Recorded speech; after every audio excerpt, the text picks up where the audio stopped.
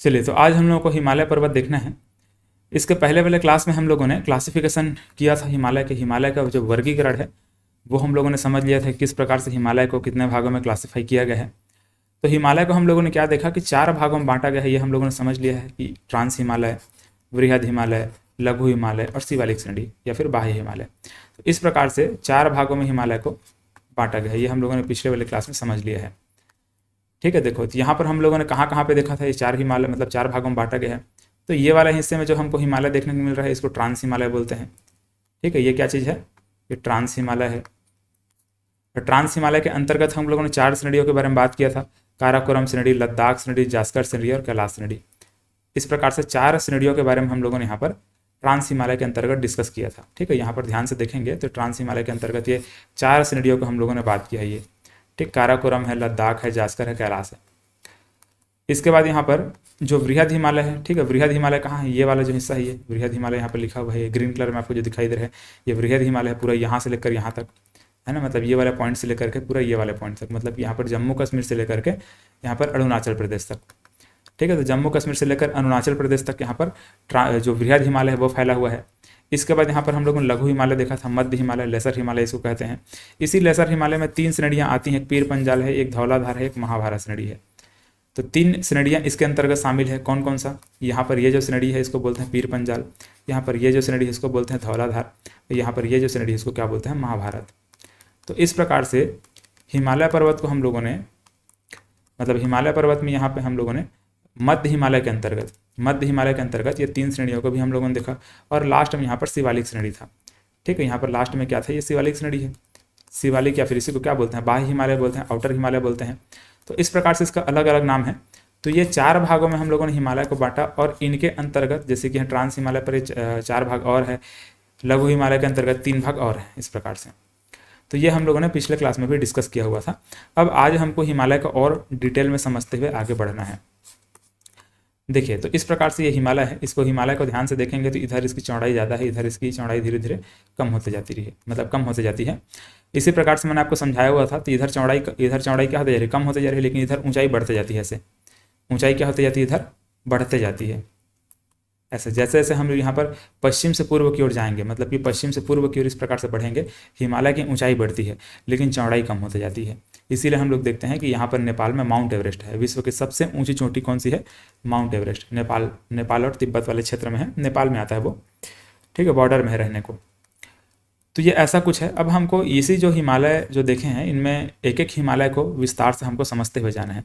जैसे कि यहाँ पर ये जो क्या है, ट्रांस हिमालय। इस ट्रांस हिमालय में पहला क्या था, काराकोरम श्रेणी है। तो इस काराकोरम श्रेणी के बारे में हमको पहले बात करना है। काराकोरम श्रेणी में और क्या क्या विशेषताएं हैं इसको हमको यहाँ पर देखना है। हालांकि मैं चाहूँ तो यहाँ आपको इस प्रकार से इनका डिटेल में यहाँ पर लिखा हुआ है, इसको भी मैं डायरेक्ट बता सकता हूँ, लेकिन इसमें हमको टाइम वेस्ट नहीं करना है। इसमें आपको समझ तो आ जाएगा लेकिन चीज़ें लंबे समय तक याद नहीं रहेंगी। आपको मैं सीधा मैप में समझाते हुए जाऊँगा। आप चाहें तो बाद में इसको रीड कर लेंगे, एक एक बार इसको सिंपल पढ़ करके आगे निकल जाएंगे, या फिर इसका मैं आपको नोट्स दे दूँगा, उसको आप लोग पढ़ करके आगे उसको देख सकते हैं। ठीक है, तो यहाँ पर हमको क्या ध्यान देना है कि ये जो ट्रांस हिमालय है, सबसे पहले ट्रांस हिमालय को देखेंगे। ट्रांस हिमालय के बाद में फिर और अन्य जो हिमालय इधर वृहद हिमालय, मध्य हिमालय, शिवालिक, इनको देखना है। अब देखिए ट्रांस हिमालय को ध्यान से। अब एग्जाम में बहुत सारा यहाँ से क्वेश्चन बनता है ना, तो आपको ये नहीं सोचना है कि सर क्या पढ़ा रहे हैं, क्यों पढ़ा रहे हैं, ऐसा टाइप का आपको दिमाग में नहीं लाना है। हर एक पॉइंट यहाँ पर जो भी मैं बताते जा रहा हूँ, हर एक पॉइंट से एक एक क्वेश्चन बनने की संभावना रहती है। ठीक है, मतलब कि बहुत इंपॉर्टेंट जितना भी यहाँ पर फैक्ट मैं आपको बताने वाला हूँ वो। तो देखो ये जो काराकोरम श्रेणी है, काराकोरम श्रेणी के बारे में क्या आपको याद रखना है। तो काराकोरम श्रेणी को एक तो क्या क्या बोलते हैं, इसको एशिया की रीढ़ की हड्डी भी कहते हैं। ठीक है, काराकोरम श्रेणी क्या बोलते हैं, एशिया की रीढ़ की हड्डी कहते हैं। इसी को कृष्णगिरी पर्वत के नाम से भी जानते हैं। ठीक है, काराकोरम श्रेणी को क्या बोलते हैं, कृष्णगिरी पर्वत के नाम से भी जाना जाता है। तो ये 2 पॉइंट आप लोग अच्छे से याद रखेंगे कि एशिया की रीढ़ की हड्डी भी बोलते हैं, इसी को कृष्णगिरी पर्वत के नाम से भी जाना जाता है। अब इसका देखिए काराकोरम श्रेणी के बारे में। अब जो एग्जाम में पूछे जाने वाले जो क्वेश्चन होते हैं उसको ध्यान यहाँ देना है। तो यहाँ पर एक माउंटेन है, मतलब एक पर्वत है इस प्रकार से, ये कुछ इस प्रकार से यहाँ पर एक पर्वत इस प्रकार से है।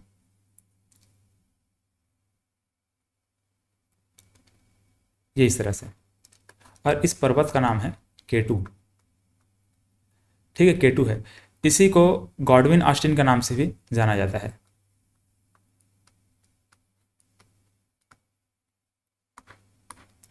गॉडविन ऑस्टिन के नाम से भी इसको जानते हैं। ठीक है, याद रखना है इसको, गॉडविन ऑस्टिन के नाम से भी इसको जाना जाता है। और ये जो K2 है, मतलब ये जो गॉडविन ऑस्टिन है, ये हमारे भारत की सबसे ऊंची चोटी है ये। ठीक है, ये क्या है? भारत की सबसे ऊंची चोटी।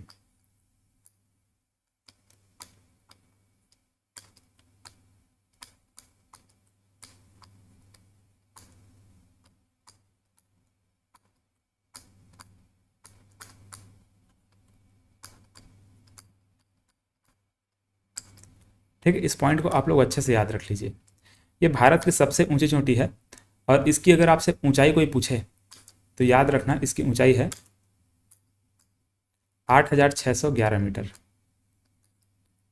ठीक है, ये 8,611 मीटर के साथ ही हमारे भारत की सबसे ऊंची चोटी कहलाती है K2। और ये K2 है वो कहाँ है? ये काराकोरम रेंज में है। यहाँ पर काराकोरम जो माउंटेन रेंज है, इसी में यहाँ पर क्या है? K2 है। तो ये काराकोरम पर्वत श्रेणी में यहाँ पर हमारा ये K2 मिल गया। भारत की जो सबसे ऊंची चोटी है इसको कहा जाता है ना, ये K2 इस प्रकार से। चलिए अब दूसरा पॉइंट देखिए। यहाँ पर दूसरा पॉइंट यहाँ पर ध्यान देना है कि इस वाले क्षेत्र में ऐसे एक ग्लेशियर है। ठीक है, यहाँ पर एक बड़ा सा ग्लेशियर है जिसका नाम है सियाचिन ग्लेशियर।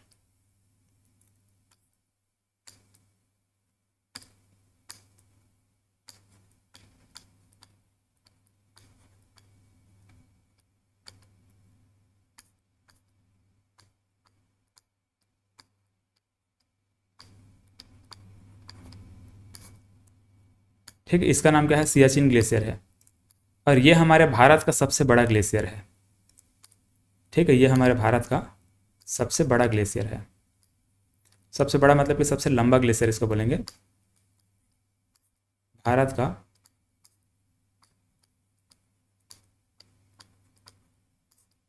सबसे लंबा ग्लेशियर, या फिर सबसे बड़ा ग्लेशियर भी लिख सकते हो।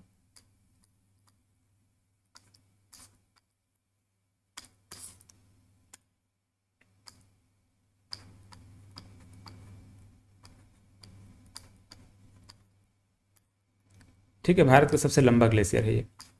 इसकी लंबाई पूछेगा कोई तो 76 किलोमीटर बताना है। ठीक है, 76 किलोमीटर क्या बताना है? इसका लंबाई बताना है। चलिए, दो पॉइंट हम लोग यहाँ पर अच्छे से समझ लिए। अब यहाँ पर कुछ कुछ और भी ग्लेशियर हैं जिसका नाम मैं यहाँ पर लिखवा देता हूँ, हालांकि वो सब उतना इंपॉर्टेंट नहीं है। जैसे कि यहाँ पर इसी जो काराकोरम रेंज है, इसमें एक और ग्लेशियर है जिसको बोलते हैं हिस्पर। ठीक है, इसको मैं सिंपल शॉर्ट फॉर्म में लिख दे रहा हूँ, आप लोग इसको डिटेल में बाद में लिखते रहिएगा। ठीक है, यहाँ पर जो ग्लेशियर है उसको हिस्पर बोलते हैं। यहाँ पर एक और ग्लेशियर है, इसको बियाफो बोलते हैं, हिस्पर बियाफो। और यहाँ पर एक और ग्लेशियर मिलेगा, इसका नाम है बालतोरा। ठीक है, तो यहाँ पर हम लोगों ने क्या देखा? एक हिस्पर है, एच से क्या रहेगा? हिस्पर रहेगा, हिस्पर है। बी से रहेगा बियाफो,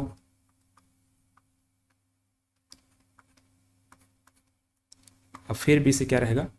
हिस्पर बियाफो, फिर रहेगा बालतोरा।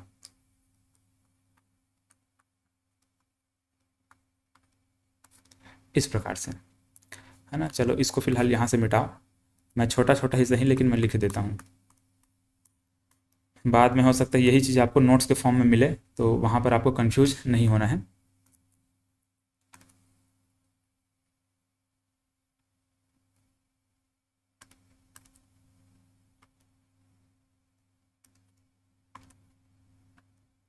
थोड़ा सा टाइम टेकिंग रहेगा क्लास, लेकिन आपको बहुत ध्यान से और बहुत आराम से इसको समझते हुए जाना है, क्योंकि बहुत इंपॉर्टेंट टॉपिक है ये। इसको मैं इतना मतलब जल्दी जल्दी नहीं पढ़ा सकता, इसको बहुत विस्तार से ही पढ़ाऊँगा मैं। तो यहाँ पर ये हिस्पर है, ये रहेगा बियाफो,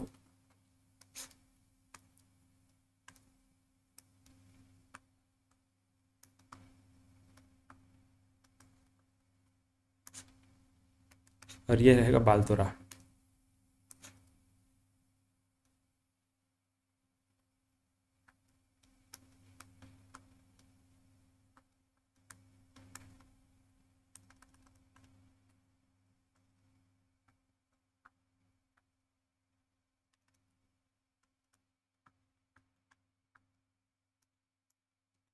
ठीक है, तो हिस्पर बियाफो बालतोरा, और यहाँ पर एक क्या चीज़ है? सियाचिन है। सियाचिन तो सबसे बड़ा ग्लेशियर है। तो हम लोगों ने यहाँ पर काराकोरम रेंज में चार ग्लेशियर को देखा, ठीक है, 4 ग्लेशियर को, इंपॉर्टेंट जो ग्लेशियर है उसको हम लोगों ने देखा। इसके अलावा और भी छोटे मोटे बहुत सारे ग्लेशियर हैं, लेकिन उन सबका नाम आपको याद नहीं रखना है, ठीक है। यहाँ पर आप चाहें तो चारों का नाम इस प्रकार से देखो, यहाँ पर क्या लिखा हुआ है, HBBS, हिस्पर, बियाफो, है ना, ये हिस्पर है, ये बियाफो है, और ये बाल्तोरा है, और ये सियाचिन है। तो हिस्पर, बियाफो, बाल्तोरा, सियाचिन, इस प्रकार से चारों का नाम एक साथ ऐसे याद रख सकते हैं, HBBS, ठीक है। और यहाँ पर हमारा क्या चीज़ है, K2 है। K2 मतलब कि गॉडविन ऑस्टिन भारत का सबसे ऊंची चोटी है। तो इस प्रकार से यहाँ पर काराकोरम रेंज में ये सब चीज़ें यहाँ पर हमको देखने को मिलती हैं। अब देखिए यहाँ पर ये लद्दाख श्रेणी वगैरह को देखना है, लेकिन लद्दाख श्रेणी वगैरह को देखने से पहले यहाँ पर कुछ चीज़ें और इधर समझते हैं इसको।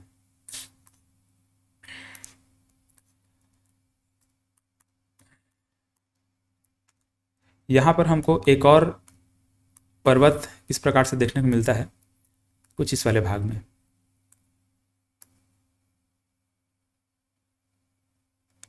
ठीक, इसका नाम है राकापोसी। इसको राकापोसी के नाम से जाना जाता है।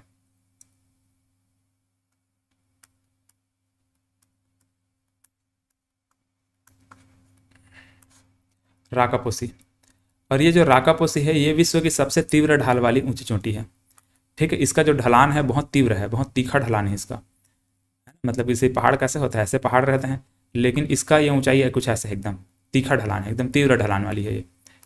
तो ये जो राकापोसी है इसको हम क्या लिखेंगे कि विश्व की सबसे तीव्र ढाल वाली ऊंची चोटी है ये।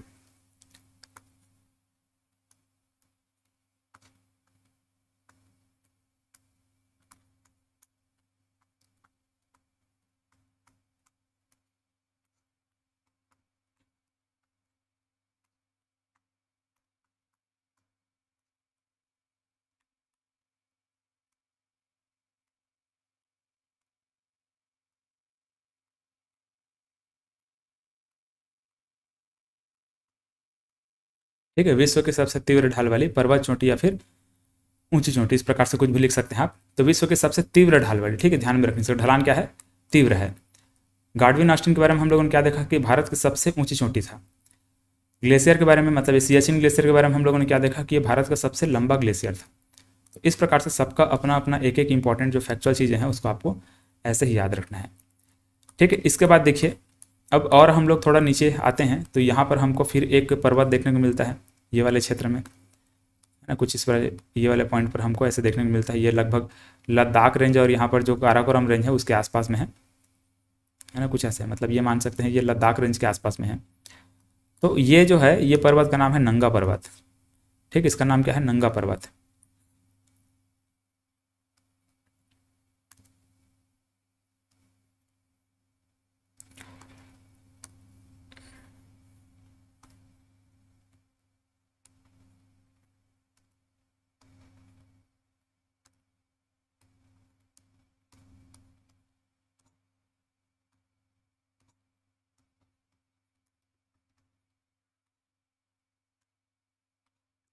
ठीक, इसको नंगा पर्वत कहा जाता है और ये भारत की सबसे पश्चिमी चोटी है, ठीक, इसको हम क्या लिखेंगे, भारत की सबसे पश्चिमी छोर है ये।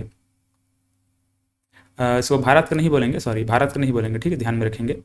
इसको हिमालय की सबसे पश्चिमी छोर बोलेंगे ना, ये पॉइंट को आपको नोटिस, मतलब ध्यान देना है, क्योंकि भारत की सबसे पश्चिमी छोर नहीं है ये सब हिमालय की सबसे पश्चिमी छोर है। इसको विशेष करके ध्यान में रखें, क्योंकि हम लोग भारत की सबसे पश्चिमी छोर गुजरात में देखने वाले हैं।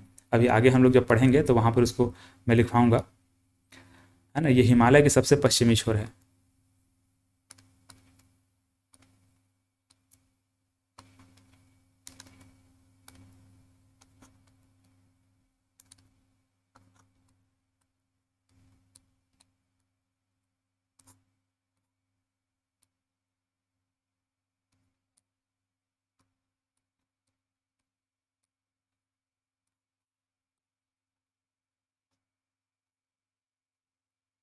ऐसे हिमालय की क्या है ये, पश्चिमी चोटी है। चलिए, इसी प्रकार जब यहाँ पर, जब हिमालय की कोई पश्चिमी चोटी है तो यहाँ पर पूर्वी चोटी भी कहीं ना कहीं होगा, है ना। यहाँ पर क्या है, हिमालय का पूर्वी चोटी यहाँ पर आएगा, ये वाले क्षेत्र में, मतलब कि जो अरुणाचल प्रदेश है ये वाले पॉइंट में अरुणाचल प्रदेश में यहाँ पर क्या रहेगा, हिमालय का सबसे पूर्वी छोर आएगा, ठीक है, पूर्वी चोटी आएगी इस प्रकार से ये वाले पॉइंट पर।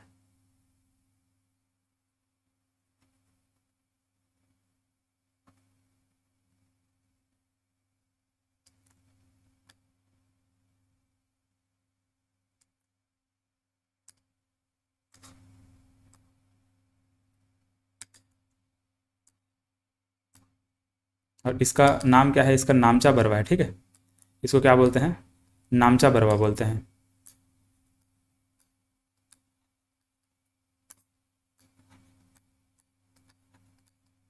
ऐसे ये हिमालय का सबसे पूर्वी छोर रहेगा ये।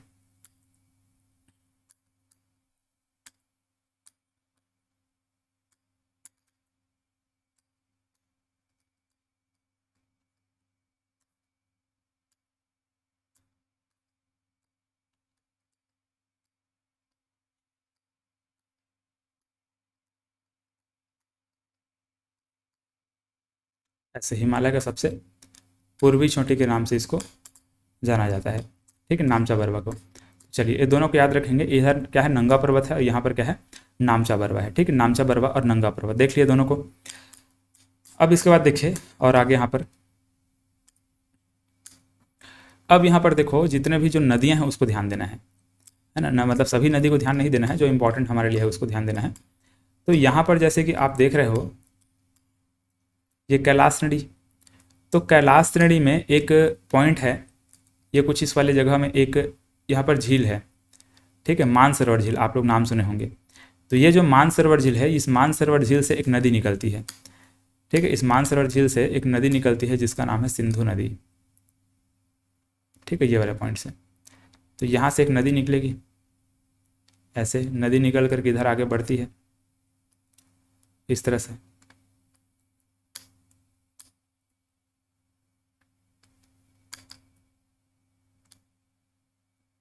आगे बढ़ते हुए इस प्रकार से इधर पहुंचती है और यहाँ से लद्दाख श्रेणी को क्रॉस करते हुए ये इधर ऐसे आगे बढ़ेगी,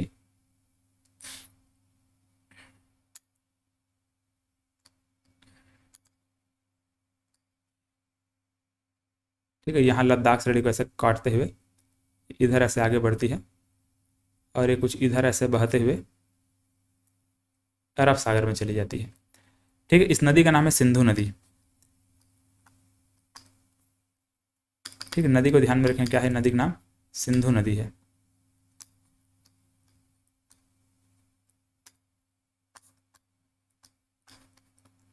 सिंधु नदी, ठीक है, इसको इंडस रिवर बोला जाता है।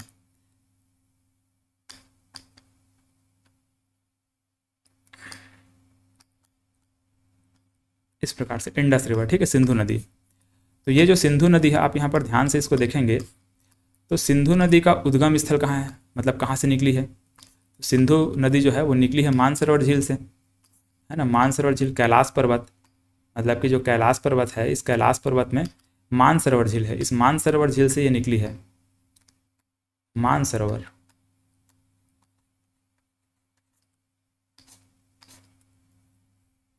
इस मानसरोवर झील से यह सिंधु नदी निकली है और इस प्रकार से आगे बढ़ते हुए यहाँ पर ये जो श्रेणी है वो जास्कर श्रेणी है और यहाँ पर लद्दाख श्रेणी है।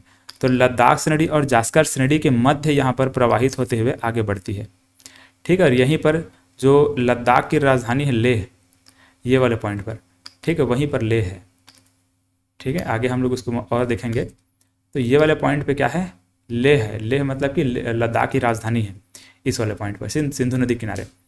अब यहाँ पर एक पॉइंट ऐसा है जहाँ पर जो सिंधु नदी है वो लद्दाख नदी को काटते हुए आगे बढ़ी है, ठीक है, ध्यान से देखेंगे तो ये जो लद्दाख रेंज है, ठीक है, यहाँ पर लद्दाख नदी है, इस लद्दाख नदी को सिंधु नदी के आगे है, ठीक है, इस लद्दाख नदी को सिंधु नदी इस वाले पॉइंट पर काटते हुए आगे ऊपर की ओर बढ़ी है, ठीक है, इस वाले पॉइंट पर काटते हुए, ठीक है, ये वाले पॉइंट पर।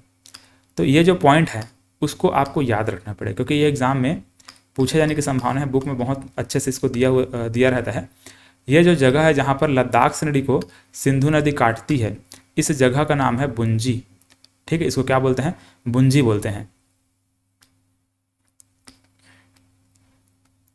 बुंजी, ठीक है। और यहाँ पर जब ये लद्दाख से नदी को जब ये सिंधु नदी काटती है तो गहरा खाई बन जाता है, गहरा खाई जैसा बन जाता है, मतलब कि पहाड़ को अगर बीच से काट दिया जाए तो गहरा गड्ढा बन जाएगा, वहाँ पर एकदम खाई जैसा बन जाएगा, तो उसी को गॉर्ज के नाम से जानते हैं, ठीक है, उसको गॉर्ज बोलते हैं। तो यहाँ पर ये बुंजी गॉर्ज बन जाता है, ठीक है, बुंजी गॉर्ज। तो बुंजी गॉर्ज कहाँ पर बनता है तो याद रखेंगे ये लद्दाख रेंज में बनता है। और कहाँ पर बनता है, लद्दाख में बनता है। कौन सी नदी बनाती है, ये सिंधु नदी बनाती है, ठीक है। इंडस रिवर यहाँ पर बुंजी गॉर्ज बनाती है, ठीक है, बुंजी गॉर्ज, ऐसे इसको इंग्लिश में लिखा जाएगा, बुंजी गॉर्ज, ऐसे गॉर्ज लिखा था ऐसे, ठीक है। तो बुंजी गॉर्ज है। तो जो बुंजी गॉर्ज है उसको कौन सी नदी बना रही है, यहाँ पर सिंधु नदी बना रही है। कहाँ पे बना रही है, लद्दाख रेंज में बना रही है। तो इस पॉइंट को अच्छे से याद रखेंगे। और ये जो बुंजी गॉर्ज है, ये बुंजी गॉर्ज हमारे भारत का सबसे गहरा गॉर्ज है, हमारे भारत का क्या है, सबसे गहरा गॉर्ज बोलते हैं इस बुंजी गॉर्ज को, ठीक है। अच्छे से इसको दिमाग में बिठा लीजिएगा, बुंजी गॉर्ज है ये भारत का सबसे गहरा गॉर्ज। अब देखिए अगला पॉइंट, यहाँ पर एक और नदी है,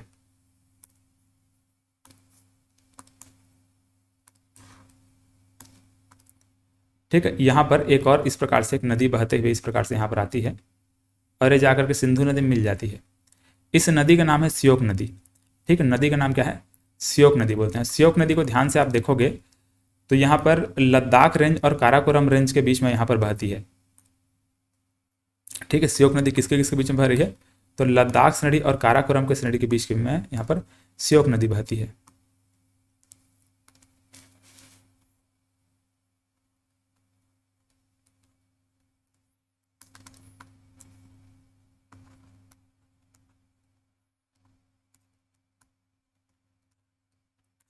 ठीक है, ये श्योक नदी है। तो ये श्योक नदी किसके किसके बीच में बह रही है, लद्दाख और काराकोरम के बीच में बह रही है और ये सिंधु नदी की सहायक नदी है, ठीक है। श्योक नदी किसकी सहायक नदी है, सिंधु नदी की सहायक नदी। ये भी इंपॉर्टेंट पॉइंट है ना, याद रखेंगे। ये श्योक नदी लद्दाख और काराकोरम के बीच में बहती है और ये सिंधु नदी की सहायक नदी है।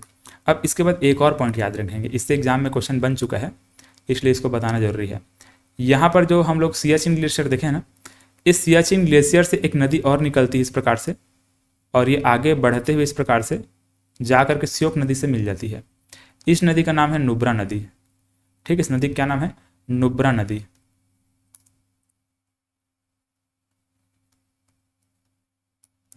नुब्रा नदी ये कुछ ऐसे। और नुब्रा नदी यहाँ पर नुब्रा घाटी से बहते हुए जाती है, ठीक है। नुब्रा वैली इसको बोलेंगे, ठीक है। नुब्रा घाटी से बहते हुए आगे बढ़ती है नुब्रा नदी। तो ये एग्जाम में पूछा गया था कि जो सियाचिन ग्लेशियर है उसके किस दिशा में है नुब्रा वैली, ठीक है। सियाचिन ग्लेशियर के जस्ट दक्षिण में देखोगे तो यहाँ पर नुब्रा वैली है, ऐसे टाइप एक प्रश्न बना हुआ था, इसीलिए यहाँ पर इसको बताना जरूरी है। तो यहाँ पर जैसे कि हम लोगों ने क्या देखा कि एक तो सिंधु नदी यहाँ पर देख लिया, लद्दाख और यहाँ पर जास्कर के बीच में बहती है। इसके बाद यहाँ पर हम लोगों ने क्या देखा कि जो श्योक नदी है वो काराकोरम और लद्दाख के बीच में बहती है। फिर जो नुब्रा नदी है वो सियाचिन ग्लेशियर से निकलती है। सियाचिन ग्लेशियर ये पिघल पिघल करके यहाँ पर नदी बनती है, नुब्रा नदी बनती है। नुब्रा नदी जाकर किससे मिल जाती है, श्योक नदी मिल जाती है, और श्योक नदी फिर जाकर के सिंधु नदी मिल जाती है। तो इस प्रकार से नदी यहाँ पर आगे बढ़ती है, ठीक है। अब यहाँ पर एक और नदी नीचे साइड से याद रख लेंगे, इस नदी का नाम है जास्कर नदी। अरे जास्कर रेंज में बहती है इस प्रकार से, मतलब कि जास्कर पर्वत नदी को क्रॉस करते हुए जाती है, इसलिए इसका नाम क्या है, जास्कर नदी है ना, जास्कर नदी।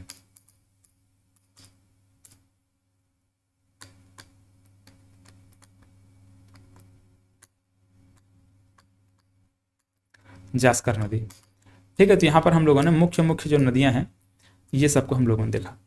तो यहाँ पर ध्यान देंगे तो ये जो ट्रांस हिमालय था, ये ट्रांस हिमालय के बारे में हम लोगों ने बहुत सारा फैक्ट यहाँ पर हम लोगों ने देख लिया। सबसे ज़्यादा इंपॉर्टेंट यहाँ पर काराकोरम नदी है ना। काराकोरम नदी, इसको एशिया की रीढ़ की हड्डी भी कहते हैं, इसी को कृष्णगिरी पर्वत के नाम से भी जाना जाता है ना। इस प्रकार से मैंने आपको बताया। एक मिनट,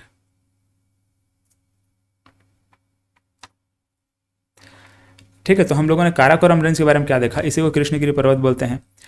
इसी को और याद रखेंगे तिब्बती हिमालय के नाम से भी जाना जाता है। यहाँ पर बहुत सारे जो ग्लेशियर ऐसे हैं और ये तिब्बत वाले क्षेत्र में कुछ यहाँ पर फैला हुआ, इसलिए इसको तिब्बती हिमालय के नाम से भी पुकारा जाता है। चलिए, इसमें और हम लोगों ने क्या देखा कि इसी में एक केटू है ना, इस वाले पॉइंट पर एक केटू है, ये भारत की सबसे ऊंची चोटी के नाम से इसको जाना जाता है। इसी में यहाँ पर एक राकापोसी है, ये विश्व की सबसे तीव्र ढाल वाली एक ऊंची चोटी है। इसी में बहुत सारे ग्लेशियर हैं, हिस्पर, ब्याफो, बाल्तोरा, सियाचिन, ये सभी ग्लेशियर इसी में हैं। इसी को मतलब एशिया की रीढ़ की हड्डी बोलते हैं ना, इसको मैं पहले भी बता चुका हूँ आपको। काराकोरम नदी क्या बोलते हैं, एशिया की रीढ़ की हड्डी इसको कहा जाता है, काराकोरम रेंज को। चलिए, तो ट्रांस हिमालय के बारे में यहाँ पर तो हम लोगों ने समझ लिया। अब इसके बाद देखो यहाँ पर मानसरोवर झील में और एक दो पॉइंट है, इसको भी याद रखना पड़ेगा। जैसे कि मानसरोवर झील के आसपास में, मतलब यहाँ पर जो कैलाश नदी है, इसी कैलाश श्रेणी में एक दो पॉइंट और हमको याद रखना पड़ेगा। जैसे कि यहाँ पर देखो एक पॉइंट यहीं पर, मतलब कि जहाँ पर मानसरोवर ग्लेशियर है ना, उसी के पास में एक और छोटा सा ग्लेशियर है ऐसे। ये जो ग्लेशियर है इसका नाम है राकसताल, ठीक है, राकसताल, आगे मैं लिखूंगा इसको। तो इस राकसताल से एक नदी और निकलती है कुछ इस प्रकार से, और नदी बहते हुए इस प्रकार से इधर बहती है, और ये आगे बढ़ करके यहाँ पर सिंधु नदी से जाके मिल जाएगी, ये कुछ ऐसे, ठीक है। इस नदी का नाम है सतलज नदी, इसका नाम है सतलज नदी।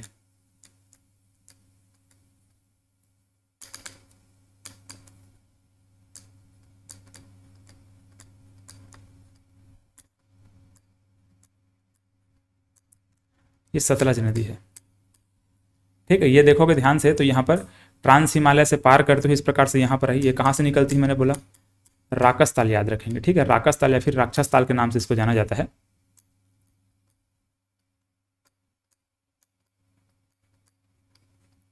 ये ऐसे, जब हम लोग नदी पढ़ेंगे तो इसको हम लोग और डिस्कस करेंगे, है ना। तो राकसताल जो झील है वहाँ से निकलती है।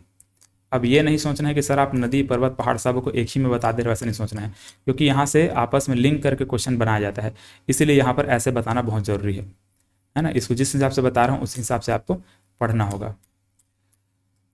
इसलिए मैंने पहले ही आपको बोला था कि इसका अच्छे से नोट्स बनाते हुए चलिएगा, है ना। प्रॉपर तरीके से एक बड़ा सा डायग्राम आपको बनाना है, बड़ा वाला चार्ट शीट में, मतलब ड्राइंग शीट में आपको इस प्रकार से बनाना है। मैं पहले ही बोल दिया था, तो अगर नहीं बन रहा तो अभी सिंपल ऐसे देखिए, और उसके बाद आप लोग फिर से उसको बनाने की कोशिश करिएगा। मतलब कि दोबारा उसको जब देखेंगे तो दोबारा इसका सीधा मतलब कि नोट्स वगैरह बनाते हुए जब देखेंगे तब आपको समझ में आ जाएगा। तो यहाँ पर इस प्रकार से ब्रह्मपुत्र नदी है ना। इस ब्रह्मपुत्र नदी का जो उद्गम स्थल यहाँ पर है इसको बोलते हैं चेमा युंगडुंग।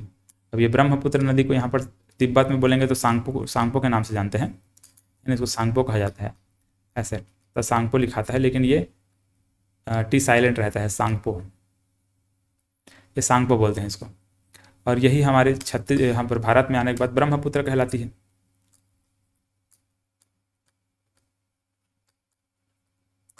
ब्रह्मपुत्र के नाम से इसको जाना जाता है।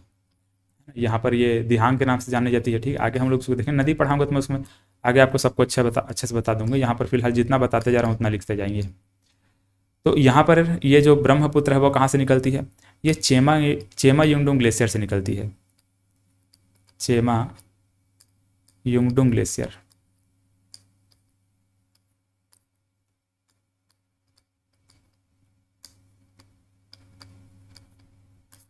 चेमा युंगडुंग ग्लेशियर से निकलती है, या फिर छोटा छोटा और यहाँ पर ग्लेशियर है, मतलब कि 2-3 ग्लेशियर, जैसे कि गूगल में सर्च करेंगे ना, ओरिजिन ऑफ सांगपो रिवर ऐसे लिख करके सर्च करेंगे तो वहाँ पर ये आपको चेमा युंगडुंग ना दिखा के कुछ हो सकता है कुछ और ग्लेशियर दिखाए, ठीक है। तो उसमें आपको जैसे कन्फ्यूज नहीं होना है, वो मतलब कि आपको 3-4 ग्लेशियर यहाँ पर है, 3 ग्लेशियर हम लोग देखते हैं, ठीक है। फिलहाल तो उसका नाम ऐसे कुछ ए से नाम है, ठीक है, उसका ए से नाम है, और एक के से ऐसे कुछ नाम है, अंसी ऐसे कुछ नाम है उसका, अंसी, और के से कुबा ऐसे कुछ उसका नाम है।